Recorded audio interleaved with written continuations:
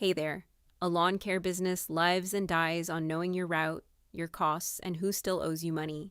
Let me walk you through the lawn care and landscaping business tracker, tab by tab.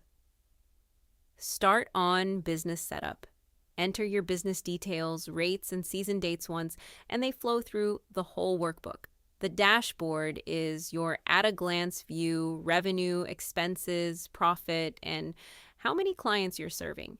Client management holds every customer, their address, service type, frequency, and rate, so your whole book of business is in one place.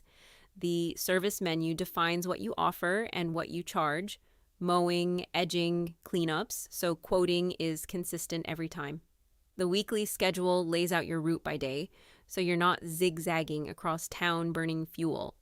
The invoice tracker logs what you've billed and what's been paid, which is how you stop letting money slip through the cracks. The expense tracker captures fuel, equipment, supplies, and labor, the real costs behind the revenue. And the estimate calculator helps you quote new jobs profitably based on lot size and service instead of guessing low to win work. That's the whole tracker.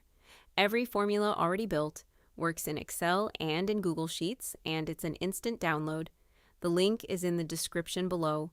Go run a tighter operation. Thanks for watching.